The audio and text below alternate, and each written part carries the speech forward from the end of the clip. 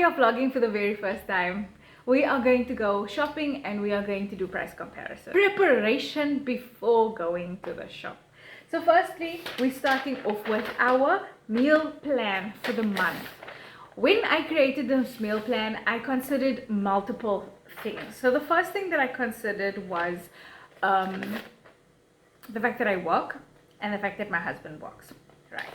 I work shifts, he doesn't work shifts, but he works some days in the office and then some days he works from home. So the days when I work are the days that he cooks. The days that I'm off are the days that I cook. That is just how it works, that we both do the cooking. There are days, like I said, that he works from home and there are days that he works from the office. So the days that he works from the office, we'd have lighter meals because it's exhausting coming home, sitting in traffic and then still needing to cook. Those are the days, for example, that I am at work. If he is at the office and I am off duty, then obviously it doesn't matter what kind of meal it is. I will make the time to cook. We consider our schedules with the kinds of meals that we eat. So for example, pastas, sausage and baked beans, air fryer meals, those are quick things, those are easy things that you can make, that's going to take less than 30 minutes, that you can do when you get home. And then also I consider the size of my household. We are literally only 2 people, and this is why I have, as of recently, started doing weekly shopping instead of doing monthly shopping, because of trying to incorporate fresh produce into our meals, and it's very difficult to do this monthly because then it goes to waste, because we are literally only 2 people. We cannot buy 7 kg potatoes. Firstly, we do not eat that many potatoes. Secondly, even if we ate so many potatoes, 7 kg would still be too much for a month. It won't work. It's going to get rotten, unfortunately. Considering that, if I want to make a meal with spinach, for example, a 200-gram bag of spinach is not going to be used up for one meal. So then when I plan the week's meals, I would make sure then that there are 2 meals that incorporate or that use spinach. Then that way we are not wasting. Also, here is like kind of blank, because weekends, some weekends I work, some weekends I don't work. The weekends that I don't work, most of the time I know, by now already I know what I'm doing on what weekend in February, because that is how we plan. So in other words, I will know whether or not I'm going to cook a meal for supper on Saturday or not, because I'm not going to be at home. So why would I need to buy the food for that? You understand? So we'd rather spend the money on takeaways or wherever we are. There's only supper on my meal plan. There's only supper on here. I do intermittent fasting, so I don't eat breakfast. My husband is not a breakfast person, so he doesn't eat breakfast. Things like eggs and oats, it's part of our monthly shopping, like the staples for the month in general, because sometimes I feel like having overnight oats to break my fast at 12 o'clock. We don't buy cereals, we don't buy breakfasty foods. Same with the eggs. Maybe we decide to make pancakes one morning for some other reason, then there are eggs. So if he feels like over a weekend he wants to eat boiled eggs because I'm at work, or just because he feels like doing that, then it's there. But it's not something that we say, okay, this day we're gonna have bacon and eggs, this day we're gonna have eggs and sausage for breakfast. We only have the supper times on here, and we cook for 4 people. So we cook 4 portions in one meal. We take the other 2 portions, we take with to work, or we eat for lunch the next day. Even if we are both at home the next day, we'll eat that for lunchtime when we do eat.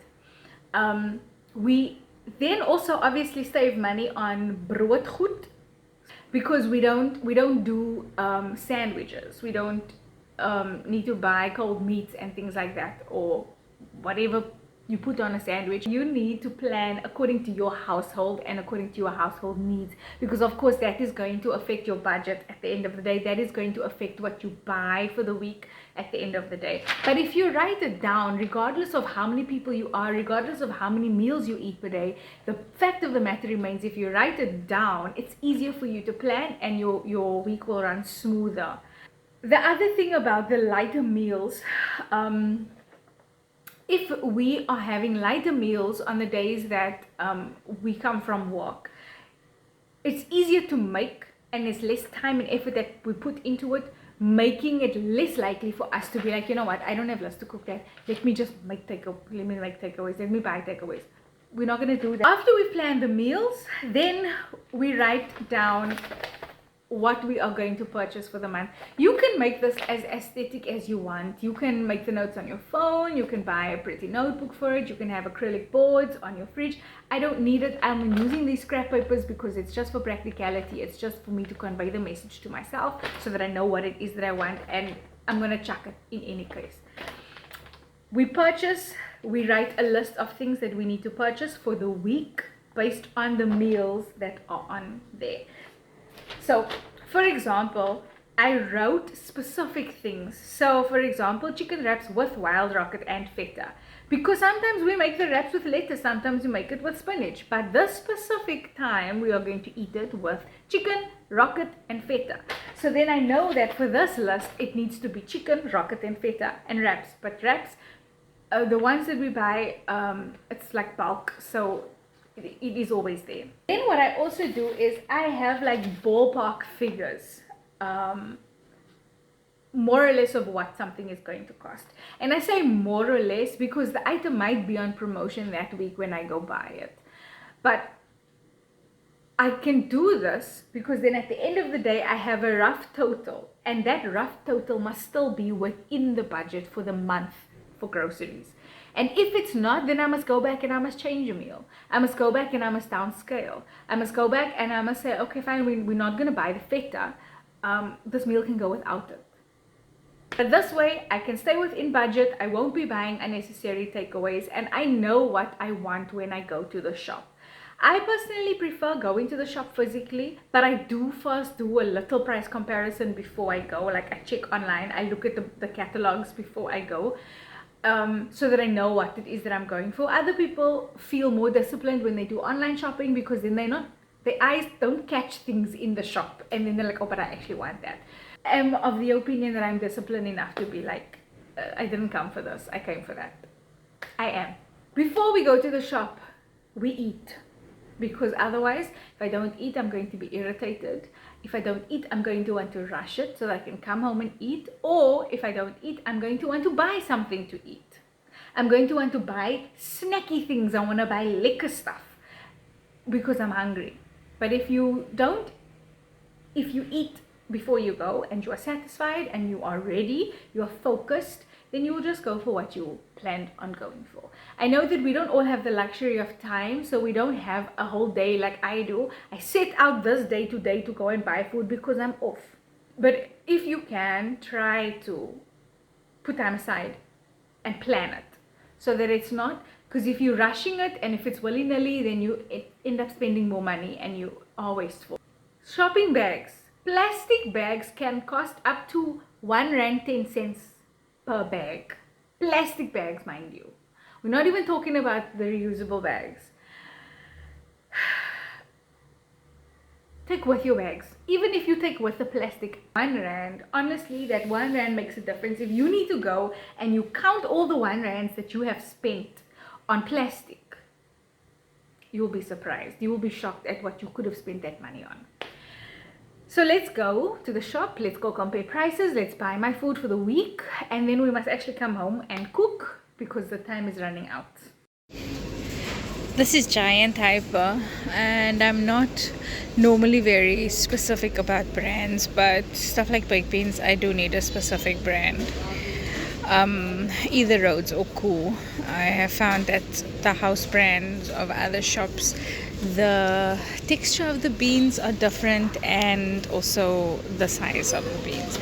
I was gonna go to Pick n Pay to get baked beans because they have a special for 28 rand, but here which was Rhodes baked beans, but these ones are 11 rand for one, so it is cheaper. Even their Cool baked beans in general, it's 15 rand 99. We only actually need one pasta sauce this week, but it's 19 rand 95 here, but the other stores are 22 rand, so it's cheaper to buy one here, but they also have a 3 for 40 rand promotion, so naturally it makes sense to rather buy the 3 for the month instead of the 1 for the week, because I know that I need 3 for the month, so the 3 for 40 rand is actually perfect.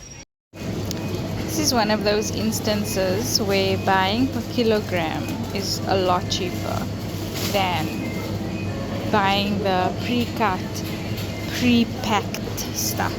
So this butternut is basically 20 rand per kilogram, right?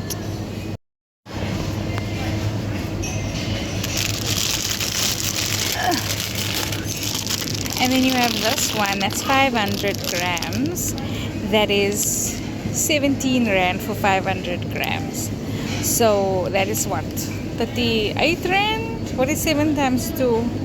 14, 34 rand per kilo. So obviously this is not a cheaper option, although this is more convenient, but